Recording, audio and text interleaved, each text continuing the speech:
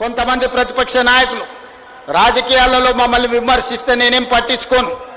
రాజకీయాలలో ఏదైనా అంశాలను లేవనెత్తితే తప్పకుండా వాళ్ళు లేవనెత్తిన అంశాలను మేము గుర్తించి సవరించుకునే ప్రయత్నం చేస్తాం.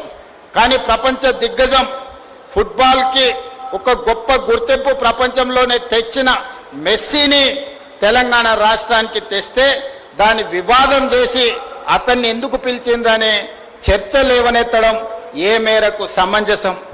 నేను ఆ ప్రతిపక్ష మిత్రులను నేను అడుగుతున్నా, ఫుట్బాల్ దిగ్గజం మెస్సీని లేకుండా మెక్సికోలోనే ఈ మధ్య డ్రగ్ లార్డ్ చాపో ఎన్కౌంటర్ అయిన వేలాది మంది పోలీసులు వెళ్ళి ప్రపంచాన్ని మొత్తం మత్తులో ముంచుతున్నాడని అతన్ని ఎన్కౌంటర్ చేయడం జరిగింది. మరి అతన్ని పిలిస్తే మీరు ఆనందపడతారా అని నేను అడుగుతున్నా.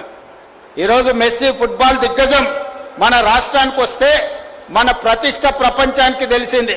కానీ ఎల్ చాపోను, డ్రగ్ లార్డ్ కింగ్ను మెక్సికో ప్రభుత్వం మొత్తం ఒక యుద్ధం ప్రకటించి ఎన్కౌంటర్ చేసిన అతన్ని మీరు ఈ రాష్ట్రానికి పిలవాలని భావిస్తున్నారా? నాకైతే అర్థం కాలే. ప్రతిపక్షానికి సంబంధించిన కొంతమంది శాసనసభ్యులు, శాసన మండలి సభ్యులు, శాసనసభ్యుల క్రీడల్ని బహిష్కరిస్తున్నామని అన్నారు.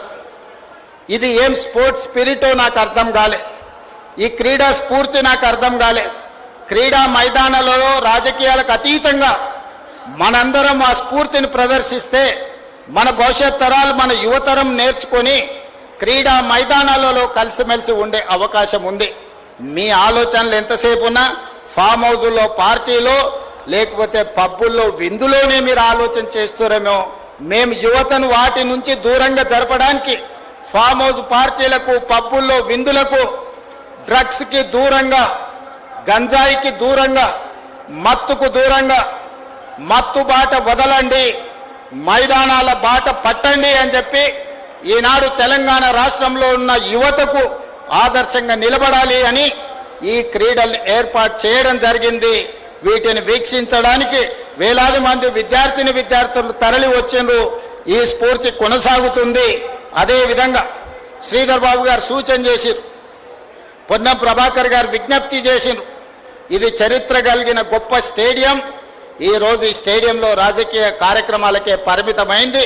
దీన్ని అంతర్జాతీయ స్థాయిలో అభివృద్ధి చేస్తే బాగుంటుందని హైదరాబాదు నడిబొడ్డున, హైదరాబాదు నగరానికి తలమానికమైన ఎల్బీ స్టేడియంను అంతర్జాతీయ ప్రమాణాలతో డెవలప్ చేయడానికి ప్రభుత్వం ప్రణాళికలు రచిస్తుంది.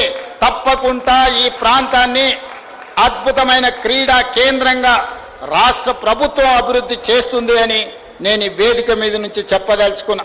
అదేవిధంగా గచ్చిబౌలిలో ఉన్న 70 ఎకరాల క్రీడా మైదానాలను 700 కోట్ల రూపాయలతోని ప్రపంచ స్థాయి క్రీడల వసతులను అక్కడ అభివృద్ధి చేసి భవిష్యత్తులో 2034లో ఒలింపిక్స్ని అక్కడ నిర్వహించే విధంగా ఈనాడు ఆ మైదానాలను అభివృద్ధి చేసే ప్రణాళికలు సిద్ధం చేసినాం. 3 నెలల్లోనే అక్కడ పనులు ప్రారంభించబోతున్నాం. 3 సంవత్సరాలల్లా ప్రపంచ పోటీలన్నిటినీ గచ్చిబౌలి క్రీడా మైదానాలలో నిర్వహించే విధంగా తెలంగాణ రాష్ట్ర ప్రభుత్వం నిర్ణయాలు తీసుకోబోతుంది. క్రీడా మైదానాలను అభివృద్ధి చేస్తుంది.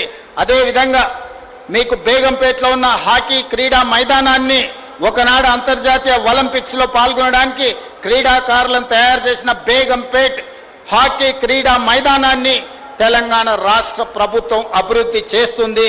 చివరగా ఒక్క మాట, 1950 నుంచి 60 మధ్యలో ఒలింపిక్స్లో మొట్టమొదటిసారి భారతదేశానికి 4వ స్థానం వచ్చింది ఫుట్బాల్లో. ఆనాడు 7 మంది క్రీడాకారులు ఈ హైదరాబాదు నగరం నుంచే ఆనాడు ఒలింపిక్స్ పోటీలో పాల్గొన్నారు. ఆ రోజు నుంచి ఈ రోజు వరకు ఫుట్బాల్లో ఎప్పుడు ఒలింపిక్స్ ఎంట్రీ లెవెల్లో కూడా మనము పోలేదు. ఆనాడు దేశానికి 4వ స్థానం తెచ్చిన క్రీడాకారులు 7 మంది మన నగరానికి సంబంధించిన వాళ్ళే.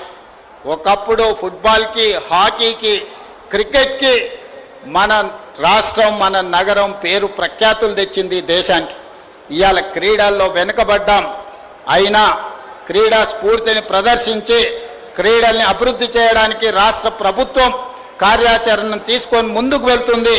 మీ అందరి సహకారం ఉండాలని ఇక్కడికి విచ్చేసిన విద్యార్థులందరూ పెద్ద ఎత్తున ప్రభుత్వ నిర్ణయాన్ని చప్పట్లతో సమర్థించాల్సిందిగా కోరుకుంటూ మీ అందరి దగ్గర సెలవు తీసుకుంటున్న ధన్యవాదాలు మిత్రులారా.